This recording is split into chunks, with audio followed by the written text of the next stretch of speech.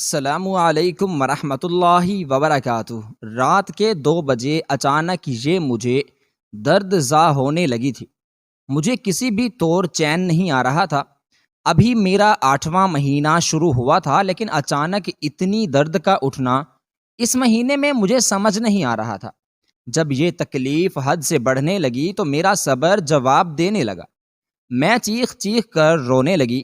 میرا اس طرح سے چیخنے پر میرا شوہر ہڑبڑا کر اٹھ بیٹھا تھا اور مجھے تسلیاں دینے لگا تھا۔ اس نے مجھے جلدی سے تکلیف کم کرنے کے لیے دوائی دی تھی، لیکن اس کو کھانے کے بعد بھی مجھے کوئی افاقہ نہ ہوا۔ درد تھا کہ بڑھتا جا رہا تھا۔ میں نے خود پر جبرن کی بھرپور کوشش کی، لیکن اب ایسے لگنے لگا تھا کہ میرا پورا جسم جیسے بے جان ہو رہا ہو۔ میرے شوہر نے جب میری یہ حالت دیکھی تو اس نے بنا تاخیر کیے ایمبولنس کو کال کر دیا۔ 15 منٹ کے بعد ہی ایمبولنس ہمارے گھر کے دروازے کے باہر کھڑی تھی۔ اتنی رات گئے ہمارے گھر میں موجود تمام افراد کو میری حالت سے باخبر کروا چکا تھا۔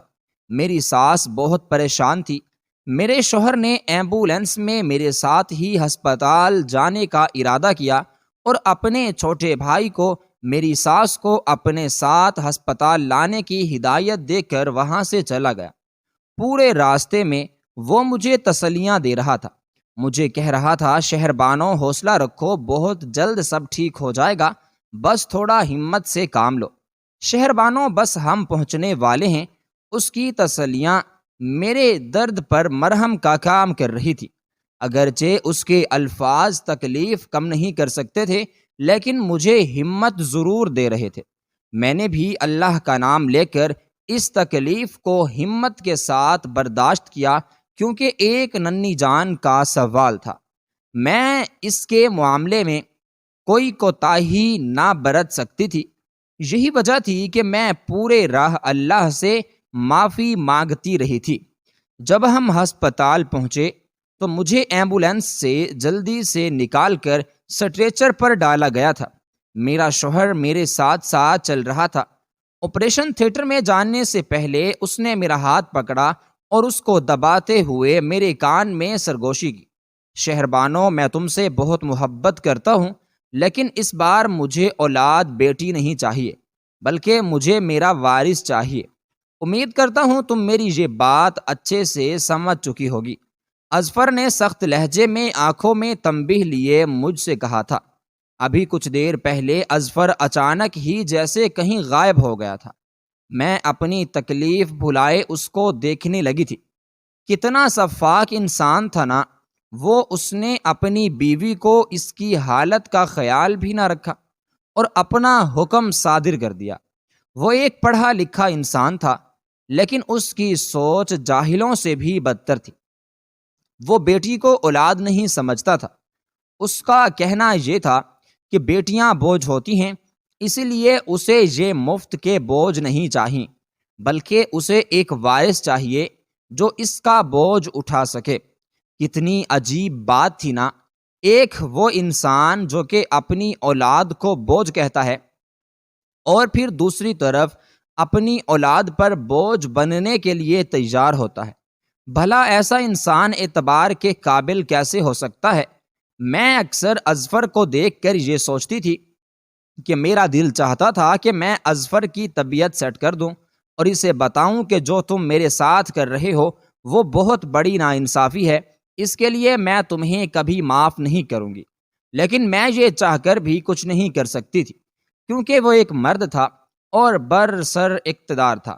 اس کے سامنے ایک عورت کوئی معنی نہ رکھتی تھی، اور شاید ہمارے معاشرے کا بھی قصور تھا کہ وہ مردوں کو اظفر جیسا بننے پر مجبور کر دیتے ہیں۔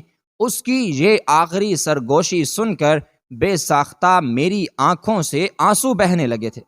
میں کبھی اپنے سپنے پہ بھی نہ سوچ سکتی تھی کہ ایک انسان جو باپ بننے والا ہو وہ اپنی اولاد کے لیے اس طرح کے سخت الفاظ بولے گا، اور اسے اس بات کی بھی بالکل پرواہ نہ ہوگی کہ اس کی بیوی اس وقت کس حال میں ہے۔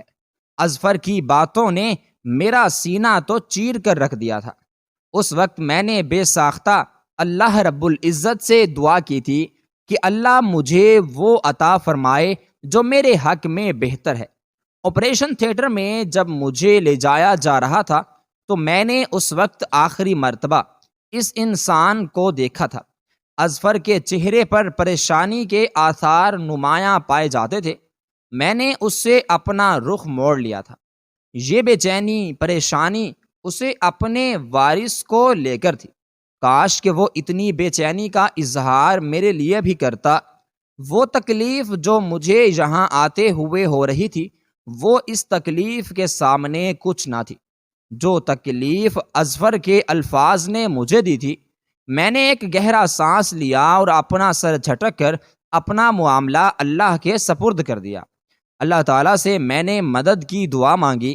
آپریشن تھیٹر میں موجود ڈاکٹرز نے مجھے بے ہوشی کا انجیکشن لگایا اور میں آہستہ آہستہ اپنے حواس کھونے لگی تھی۔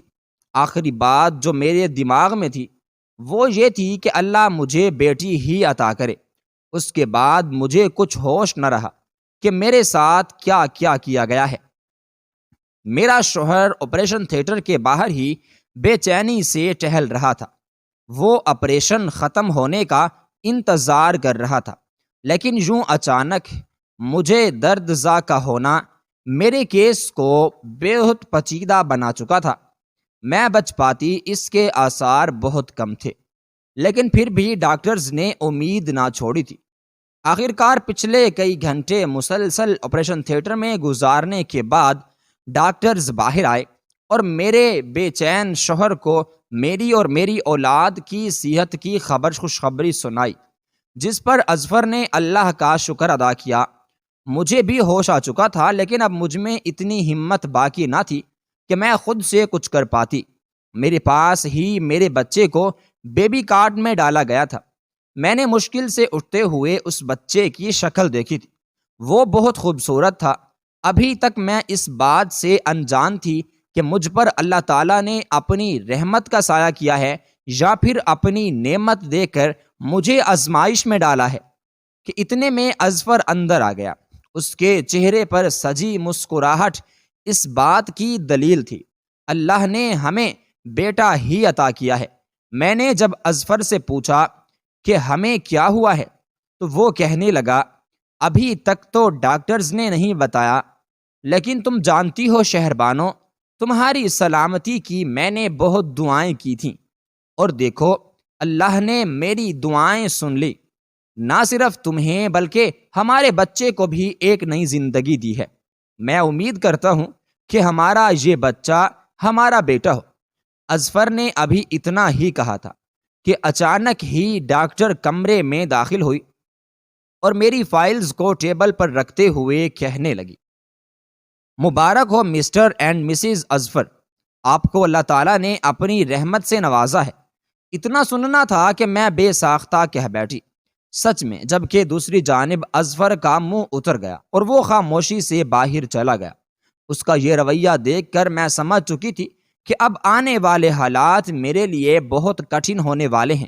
ڈاکٹر کا آنا جانا جب تک لگا رہا تب تک اظفر نے مجھ سے کسی قسم کی کوئی بات کرنے کی کوشش نہ کی تھی، لیکن رات میں جب اسے تنہائی ملی تو وہ میرے کمرے میں آ کر وہ دبا دبا سا چیخنے لگا، تمہیں میں نے کہا تھا کہ مجھے بیٹا چاہیے، میں اپنی نسل کو آگے پروان چڑھتا دیکھنا چاہتا ہوں، لیکن تمہیں شاید میری بات سمجھ میں نہیں آئی تھی، اور ایک بار پھر تم نے مجھے بیٹی کا باپ بنا دیا۔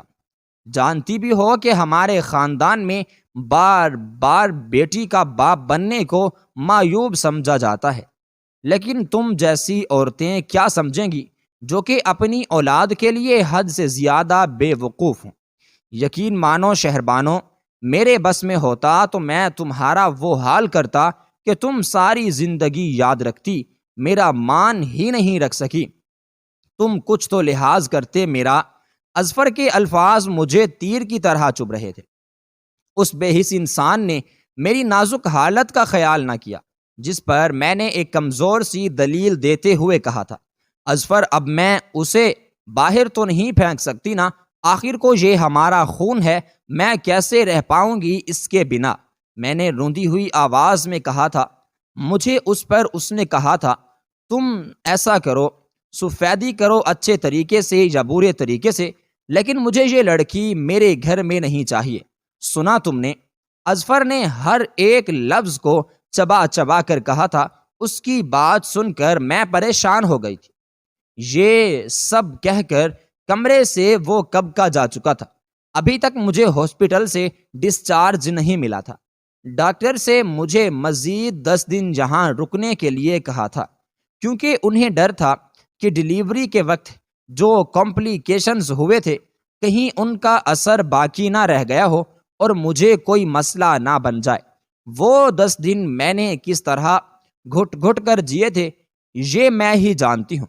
اظفر روز آتا اور مجھے فضول باتیں سنا کر چلا جاتا۔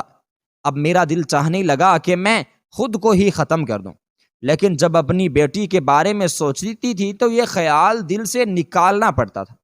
میں نے آخر کار اظفر کے رویے کی وجہ سے تھک ہار کر اپنی ہار تسلیم کر لی تھی، اور اظفر کے کہنے کے مطابق ہاسپٹل سے ڈسچارج ہونے کے بعد میں ایک کچرے کے ڈھیر کے پاس چلی گئی، اور پھر دیکھتے ہوئے اپنی پھول سی بچی کو ٹوکری میں ڈالے اس کچرے کے ڈھیر کی جانب رکھ دیا اور خود میں ایک طرف ہو کر بیٹھ گئی۔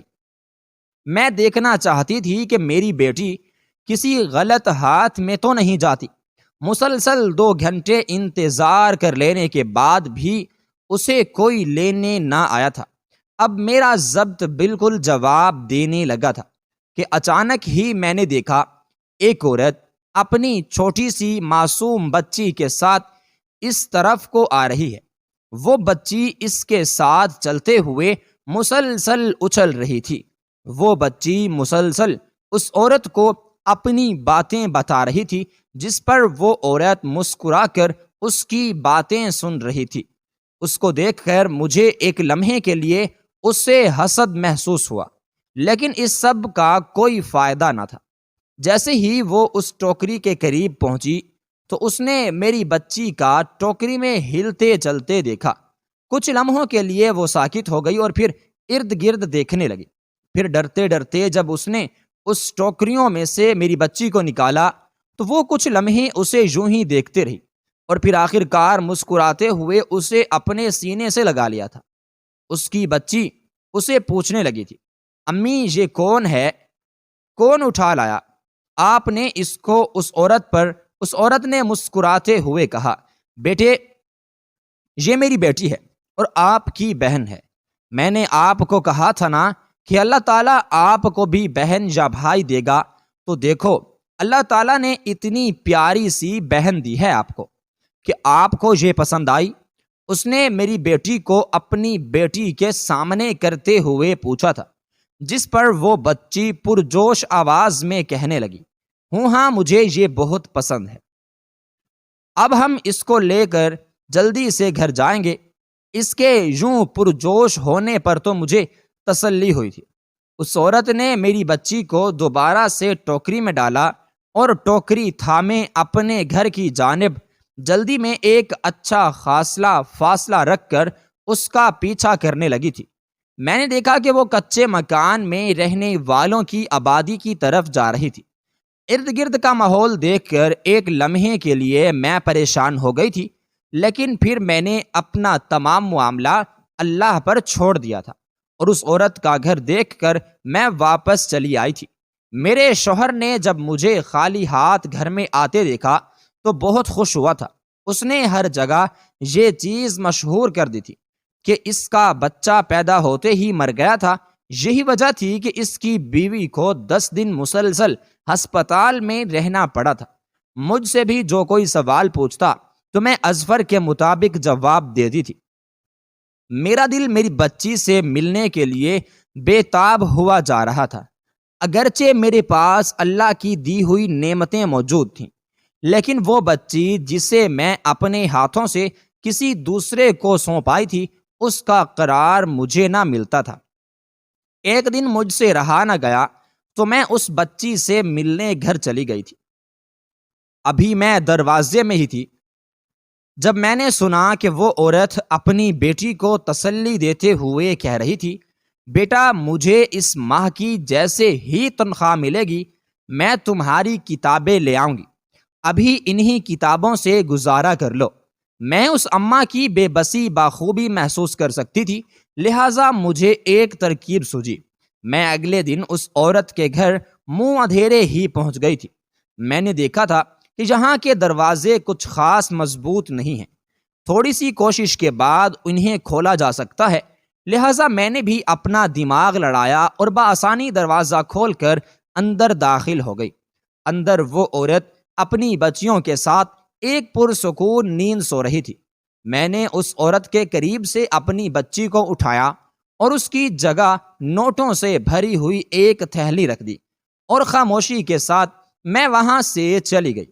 کچھ دیر کے بعد میں واپس آئی اور چھپ کر اس عورت کے تاثرات کو دیکھنے لگی۔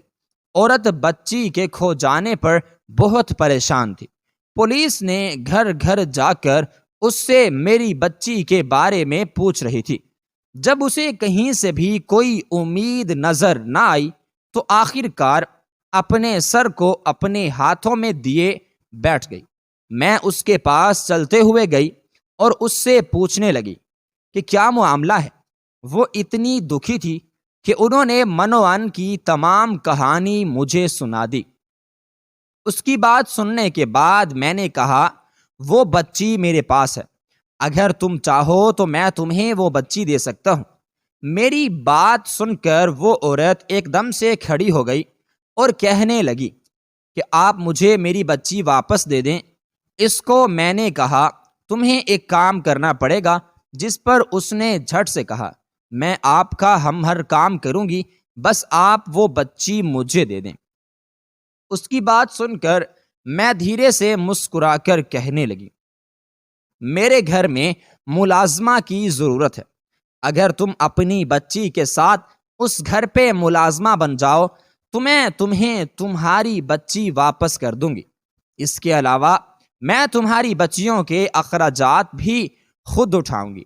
میں نے جیسے ہی آفر اس کے سامنے رکھی تو کچھ سوچنے کے بعد اس نے کہا کہ پہلے بچی دیکھنا چاہتی ہوں۔ اس کے بعد جب گھر میں آنے سے اسے گاڑی میں بٹھایا اور اپنی دوسرے گھر لے گئی جہاں میری بچی موجود تھی۔ اس کو دیکھ کر وہ تیزی سے اس کی جانب آ گئی اور اسے چومنے لگی۔ اس کا یہ پیار دیکھ کر میری تو آنکھیں ہی بھر آئی تھیں۔ اس کے بعد اس نے میری آفر کو قبول کر لیا تھا اور میرے گھر میں شفٹ ہو گئی تھی۔ آج وہ بچی 20 سال کی ہو چکی ہے، لیکن نہ تو وہ اس حقیقت کو جانتی ہے اور نہ ہی کبھی میں نے اپنی بچی کو اپنی آنکھوں سے دور ہونے دیا، بلکہ اس کو اپنے سامنے ہی پروان چڑھایا۔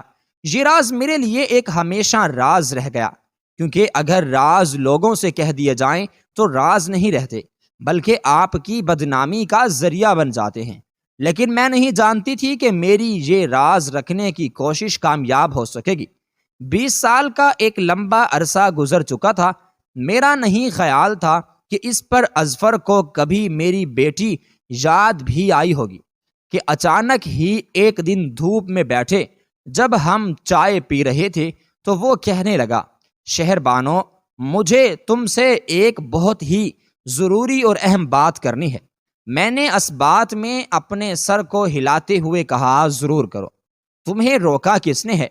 جس پر ظفر کچھ لمحے مجھے یوں ہی خاموشی سے دیکھتا رہا، پھر اچانک ہی میرے پاس آ کر بیٹھ گیا۔ کیا تم جانتی ہو ہماری وہ بچی کہاں ہے؟ میں اظفر کی بات سن کر پریشان ہو گئی تھی اور یہ سوچنے لگی تھی کہ آخر اظفر کو اتنے سالوں کے بعد اپنی اس بیٹی کے بارے میں کیسے یاد آ گئی۔ میں نے جلدی سے خود کو کمپوز کیا اور کہنے لگی، کیسی بیٹی؟ کس کی بات کر رہے ہو؟ اس پر اظفر نے خاموشی سے مجھے دیکھتے ہوئے کہا، تم اچھے سے جانتی ہو کس بچی کی بات کر رہا ہوں میں نے ایک گہرا سانس لیا اور کہنے لگی، دیکھو اظفر، میں نہیں جانتی کہ تم کیا کہنا چاہتے ہو۔ بہتر یہی ہوگا کہ جو ہو چکا ہے اسے تم بھلا دو، میں بھی بھول چکی ہوں۔ اب میں دوبارہ وہ سب یاد کر کے اپنے بھرے زخم ایک بار پھر سے خود کھرچنا نہیں چاہتی۔ میں ایک بار پھر سے وہ تکلیف اپنے اوپر نہیں سہنا چاہتی۔ امید کرتی ہوں کہ تمہیں میری یہ بات سمجھ میں آ گئی ہوگی۔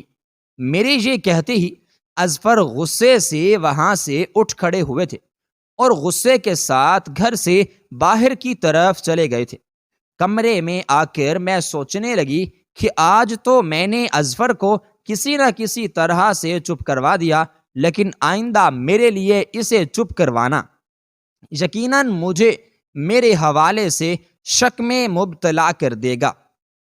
مطلب صاف ہے کہ وہ مجھ سے راز اگلوانے کی ہر ممکن کوشش کرے گا، اور یہی بات میں نہیں چاہتی تھی۔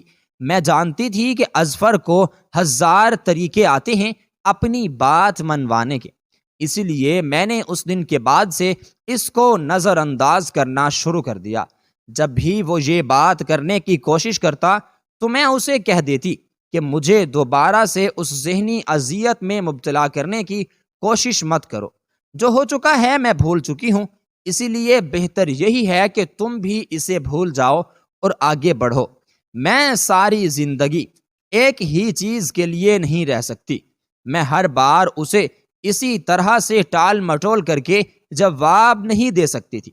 اظفر میری بات پر حیران ہوتا اور کہتا تھا، شہر بانو، یہ تم تو ایسے لگتا ہے کہ تمہارے اندر کوئی اور ہی ذی روح بول رہی ہے، کیونکہ جہاں تک میں تمہیں جانتا ہوں تم اپنی بیٹی کے لیے حد سے زیادہ پاگل تھی، لیکن اب مجھے ایسا کچھ محسوس نہیں ہو رہا، جس کا مطلب ہے کہ تم ضرور مجھ سے کچھ چھپا رہی ہو، اس لیے تو تم اتنا پرسکون ہو۔ اب جلدی بتاؤ، آخر وہ کیا چیز ہے جو تم مجھ سے مسلسل چھپا رہی ہو؟ اظفر نے ایک دن مجھے اپنے روبرو بیٹے کو ہٹا کر ساری بات کلیئر کرنے کا فیصلہ کیا تھا، جس پر میں نے اس سے اپنا ہاتھ چھڑاتے ہوئے کہا، تمہارے ساتھ مسئلہ کیا ہے؟ کیا تم نہیں چاہتے کہ میں خوش رہوں، یا تم یہ نہیں چاہتے کہ تمہارے بچوں کے سر ماں کا سایہ دور ہو جائے، یا تمہیں میرا زندہ رہنا اچھا نہیں لگتا؟ تو آخر مجھے ایک وجہ بتا دو، کیوں بار بار مجھے ایک ہی جیسی ذہنی اذیت دے رہے ہو؟ میں نے روتے ہوئے کہا تھا۔ آنسو میرے گال بھی بھگو رہے تھے، لیکن اظفر کو دیکھ کر ایسے لگتا تھا جیسے اس پر حقیقت جاننے کی دھن سوار ہو چکی ہو۔ اس دن کے بعد اس نے مجھ سے کبھی بھی اس معاملے میں بات کرنے کی کوشش نہ کی تھی، لیکن اب میں اسے اکثر راشدہ سے باتیں کرتا ہوا پا چکی تھی۔ وہ ہماری نئی ملازمہ ایک طرف کھڑی تھی، وہ اظفر کے ساتھ کھڑے خوب باتیں کر رہی تھی۔ اسے اظفر کی یہ باتیں کرنا مجھے بہت معجوب لگتا تھا، اور کبھی کبھی میرے دل میں وہ خدشات بھی سر اٹھا لیتے تھے جو صرف میں گمان کرتی تھی، لیکن آخر کار میرے وہ تمام خدشات صحیح ثابت ہو گئے۔ ایک دن میں شاپنگ کے لیے بازار گئی ہوئی تھی، پیچھے راشدہ اور اس کے گھر والے اکیلے ہی تھے۔ راشدہ نے ایمان کے لیے چائے بنائی اور اظفر کے روکنے پر وہیں سائیڈ پر کھڑی ہو گئی۔ اتنی دیر تک جب راشدہ باہر نہ آئی تو مجھے تشویش ہونے لگی تھی۔ میں اپنے کمرے کی جانب بڑھی۔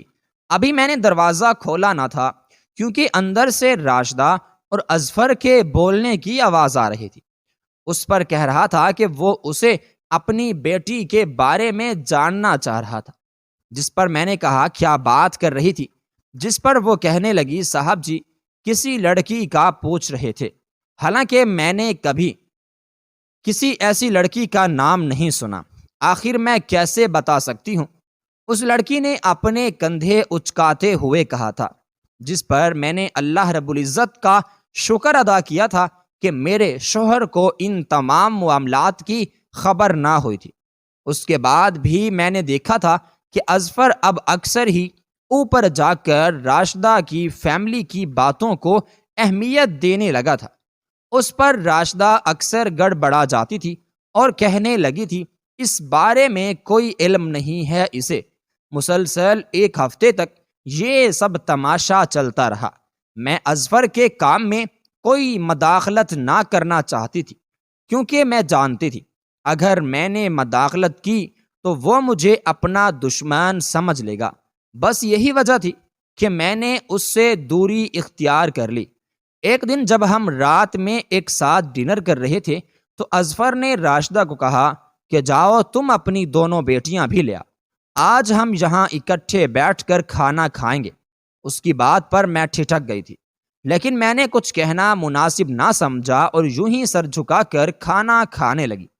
کچھ دیر کے بعد راشدہ اپنی دونوں بیٹیاں بھی لے آئی تھی، پھر وہ ہمارے ساتھ بیٹھ کر کھانا کھانے لگی تھی۔ اس کے کھانا کھانے کے بعد سب چلے گئے۔ اظفر نے راشدہ کو اپنے پاس روک لیا تھا، میں بھی کمرے میں سونے کی غرض سے جا رہی تھی جب اظفر نے میرا ہاتھ پکڑا اور کہنے لگی، مجھے تم سے بہت ضروری بات کرنی ہے۔ ہم دونوں نے ایک دوسرے کا منہ دیکھا اور خاموشی سے میں اس کے ساتھ بیٹھ گئی۔ طاہلہ ہی میری اصل بیٹی ہے نا؟ شہر بانو، اظفر نے میری آنکھوں میں آنکھیں ڈالتے ہوئے مجھ سے سوال کیا۔ اس کی بات سن کر میں بالکل حیران رہ گئی تھی اور میں نفی میں اپنا سر ہلانے لگی تھی، جس پر اس نے کہا، جھوٹ بولنے کی تمہارے پاس کوئی گنجائش نہیں ہے۔ میں اچھے سے جانتا ہوں کہ 20 سال پہلے تم نے کیا کچھ کیا ہے، اسی لیے بہتر ہوگا کہ تم خود ہی یہ سچائی مجھے بتا دو تاکہ میرے اختلافات کم ہو سکیں۔ اس کی بات سن کر میں 20 سال پیچھے چلی گئی اور چیخ چیخ کر رونے لگی اور اسے بتانے لگی کہ تم نے ایک ماں سے اس کا لخت جگر جدا کرنے کی بات کی تھی۔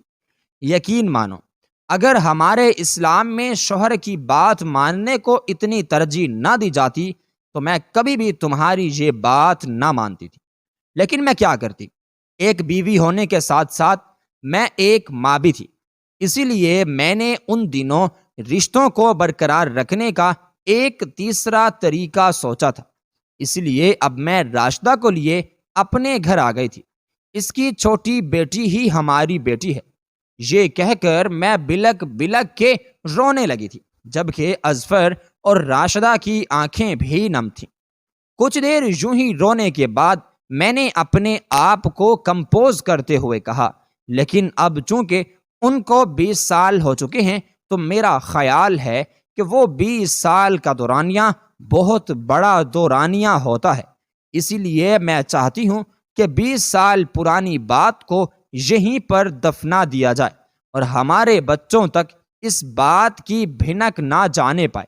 امید کرتی ہوں کہ تم دونوں میری اس بات سے اتفاق کرو گے۔ میں نے ان دونوں کی طرف سوالیہ نظروں سے دیکھتے ہوئے پوچھا، جس پر ان دونوں نے بیک وقت سر کو ہاں میں ہلاتے ہوئے اس بات کی تصدیق کی تھی۔ آج اس واقعے کو بھی ہوئے مکمل 15 سال گزر چکے ہیں۔ اظفر اب اس دنیا میں نہیں رہے، لیکن ان کی یاد ہے اور محبت ہمیشہ میرے ساتھ رہے گی۔ میری وہ اولاد جو راشدہ کے پاس تھی اب بھی راشدہ کے ہی پاس ہے اور تعلیم حاصل کر رہی ہے۔ میں اپنی بڑی بیٹی کی شادی کر چکی ہوں اور دوسری کے لیے اب رشتے کی تاک میں بیٹھی ہوں۔